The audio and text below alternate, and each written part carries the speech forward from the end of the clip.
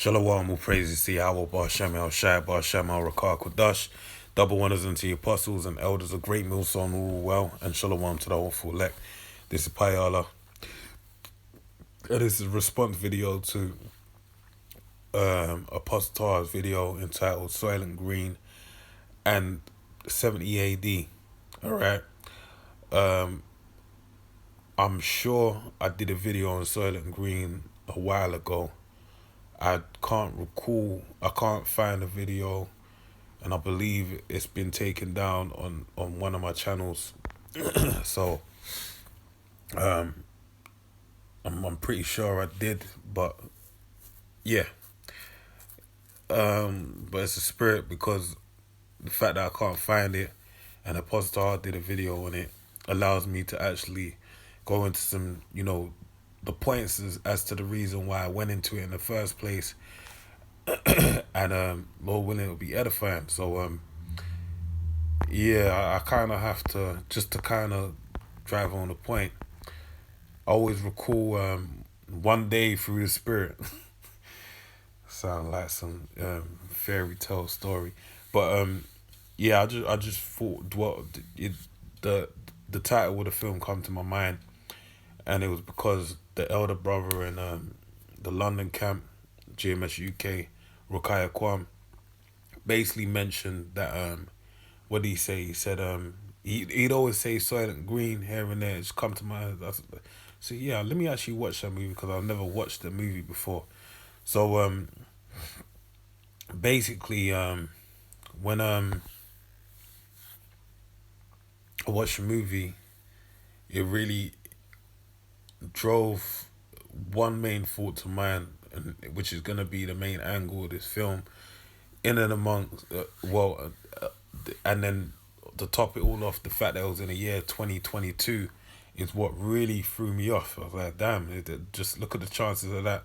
It's a couple months away from 2022 and this movie just come to my mind randomly. And I've heard this brother say this phrase for years. I'm saying years. Like for banter, he's always said it a few times. So it's just the spirit hit me, a few months before the year 2022 to actually watch the movie for the first time. So I was just like, alright, cool. But alright, so, and this is why it even has more potency, because it's what is going on in the world, and as to the point as to why I'm gonna go into it. I'll get into it, but so let me read into this. So I'm gonna read this. Soylent Green is a 1973 American ecological dystopian thriller film directed by Richard Fleischer and starring Charlton Heston, Lee Taylor Young, and Edward G. Robinson is in his film role, loosely based on a 1966 science fiction novel, Make Room, Make Room, by Harry Harrison. The film combines police, procedural, and science fiction genres. The investigation into the murder of a wealthy businessman and the dystopian future of dying oceans and year-round humidity. Alright?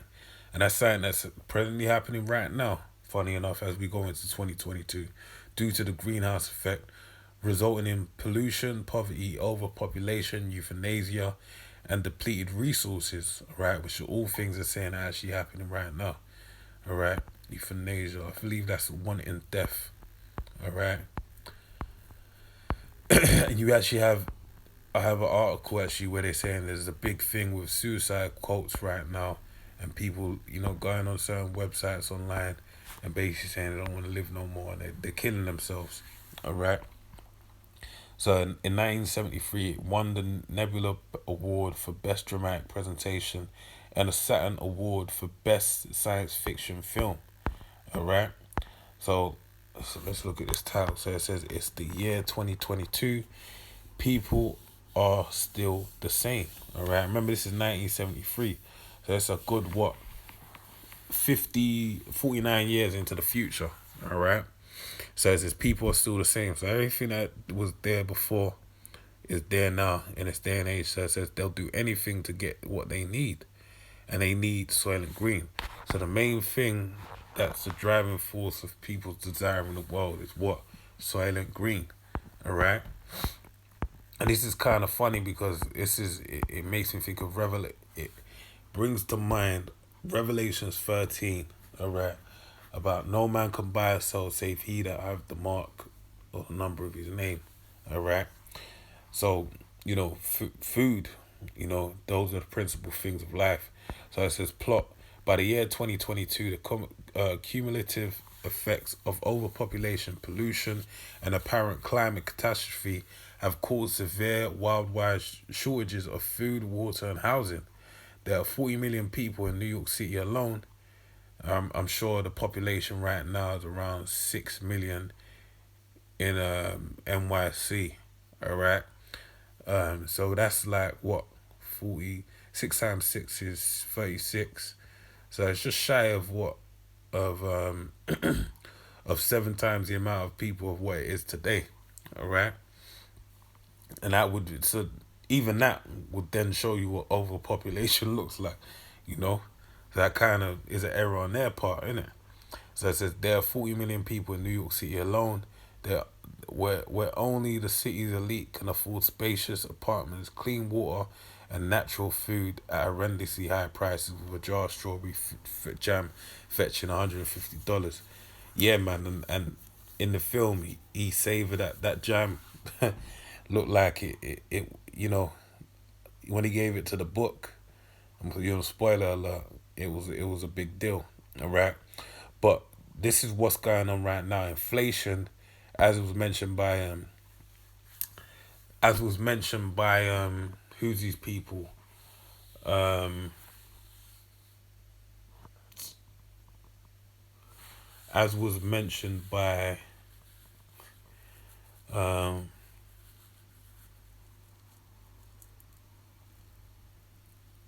I'm trying to remember. Oh, they said it came out in the news. I can't remember who specifically mentioned it.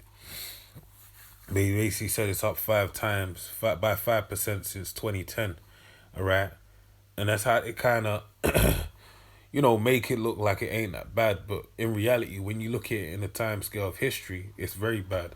All right, let's not even forget that to include something known as quantitative easing. All right, which basically is helicopter money, the printing of money, which causes inflation, all right? But which is steadily causing inflation, all right? More money in circulation. But then this being mentioned as hyperinflation, which all it takes is the right kind of event and everything goes haywire and prices just, go crazy, all right? So these are things that are really, they're here, all right? So it says, with private security, the homes of the elite are fortress with private security, bodyguards, and fortress with private security bodyguards for their tenants, and usually include concubines who are referred to as furniture. Within the city, the NYP detective Frank Thorne and his aged friend Sel Roth, a highly intelligent former college professor and police analysis referred to as a book, Roth remembers the world where it had animals and real food. So it's saying even there ain't no animals about, alright, no real food, and there ain't no real food right now. Alright, the strength of an orange of today, going back to the 1950s, alright, one in order to have the strength of a 70-year-old piece of fruit, alright, one orange, and we're meant to be getting better. Societies are meant to be getting better. You'd have to actually eat 17 oranges to feel the same effect. I believe it's 17 to feel the same effect of one orange 70 years ago, which shows you that everything's deteriorating. This ain't real food. You look at the ingredients of bread. There's all kind of numbers in it. Right, all the food that's out here, it's got some form of chemical in it. All right, so it says he has a small library of reference materials to assist Thorne. Thorne is tasked with investigating the murder of the wealthy and influential William R. Simpson, a board member of the Soylent Corporation, which he suspects was assassinated.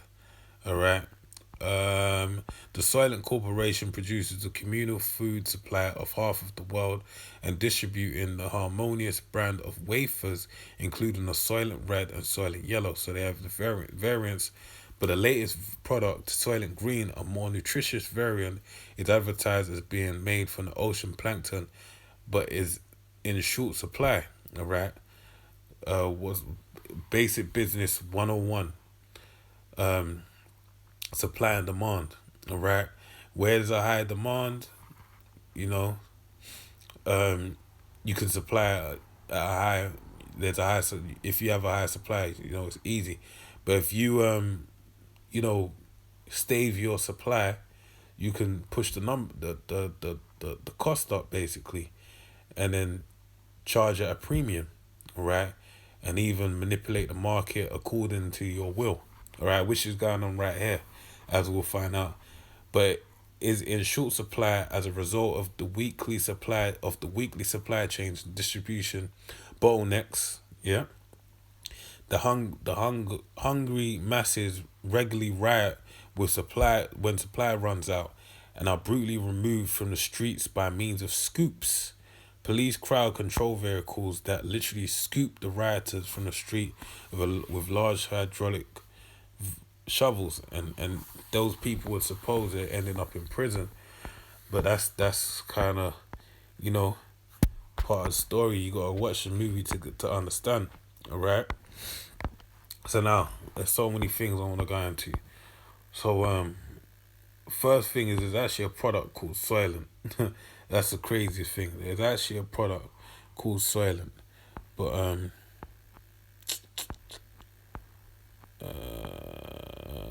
let's go here. All right, and it's a drink. So let's go into it. So this is on the basis of just to kind of show you the guise of this item. All right.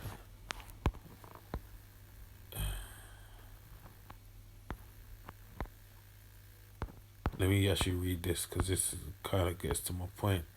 So Soylent Green in definitions.net, Wiktionary,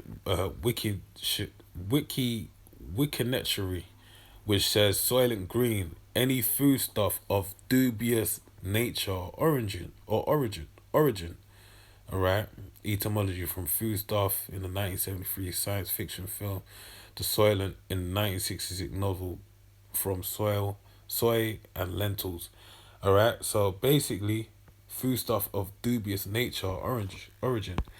But as is shown in George Orwell's 1984 that came out in 1948, basically these things take on a new life under the guise of newspeak. So they have a way of, according to the prophecy in the Bible, of turning things upside down. That's Esau Edom's MO, man, because he's the wicked for the day of evil which we're presently in. We're in a time of evil. So it says it's Soylent vegan. It says it's Soylent slut. I'm trying to pronounce it properly. It's Soylent vegan. With a name like Soylent, you might assume it must be vegan, alright? But early versions of the drink were not the original formula for Soylent. Contained fish oil. But several new versions have been rolled out since then, and the markers of the all-in-one meal now state on the website the current version of their product does not contain any animal products or byproducts. Soylent comes in a liquid and powder form, and which have different ingredients, but neither contain animal-based ingredients, which means they are both vegan. All right. So once upon a time, this Soylent drink actually had what? Fish within it. All right. So yeah, this so basically it lives up to the name of Soylent Green. All right, being of a dubious nature. So now bringing it onto the point of why she desired to do this video in the first place is because the missing thing that wasn't mentioned that kind of fits in the place of Soylent is veganism. All right, right. And what's veganism? Veganism is food, or plant-based food is basically a manufactured form of food, similar to Soylent, something that's been made to basically be able to save people from famine. All right. And reason why I'm saying this is I could say there's some opinion in that, but like the reason why I'm saying it is because of fly burgers, all right. Many dubious like food products that have been put out there, like food made out of feces, different bio foods that's been created from synthesizing the protein, or not synthesizing, but like concentrating on the proteins and the byproducts and making a whole new 3D printing, food or steak from those kind of things. And that comes from what? Like them synthesize the similar thing to the Soylent, all right? And even with the veganism, let's not forget that let's even backtrack, dial it back a little bit. Over in the UK, the politicians came out and said that there's meat products that were halal or kosher, and they said they had horse meat in it. They had vegan foods that had pork in it, or crustaceans, all this different type of stuff that was in these products that were missold. All right, and that's the same thing and that's why I'm talking about a veganism being sold as if it's something that it really isn't. Right, like with the Soylent Green saying it comes from plankton. Where if you watch a movie, it definitely don't come from no plankton. Alright. So now I wanted to go to this point. Alright. So this is